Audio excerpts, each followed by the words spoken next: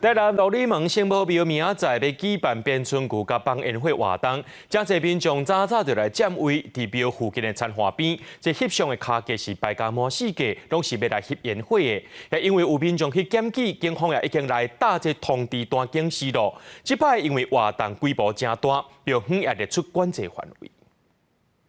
餐边啊，大大细细卡架，佮用锁啊绑条咧，甚至有车参车之间用锁啊围咧。这款情景伫庙外路边摆甲满四界，全拢是民众提早来占位，就是要翕车白正统鹿里门圣母庙办的高空宴会。被这外地人提早落南来勘察地形，在地人讲安尼情景早着惯势，毕竟一趟才一届。不过这阵警察局打出占用道路通知书来警示，就惊影响人行大。花社区是伫遐嘛，伫遐，拢跑拢在遐。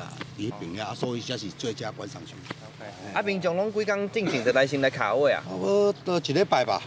应该是数一数二的吧。台湾属于大型烟火是算大场的嘛，对啊，甚至比跨年烟火还漂亮。一年一度的迎春活动，庙方公开上千万来打造，除了有高空宴会，还有500台无人机表演。刚才看到无影影片，就互大家不止期待。其实早前庙方捌开放，互人伫庙内围墙绑卡架，这回因为规模大，可能安全性问题。这广告4空练等半径360公尺内拢会关制。放烟火的关系会警戒区会很大，然后就是。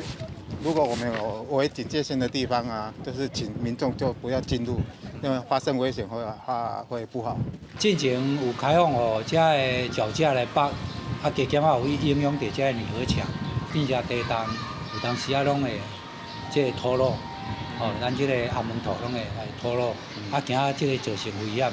庙方讲话为是私人地，庙方无多干涉，干来当拜托民众唔通影响交通，也毋过嘛受民众检举这款卡架乱象，警方呼吁唔通放踮道路顶，若违法会以道交条例第82条来清除。记者苏台南采访报道。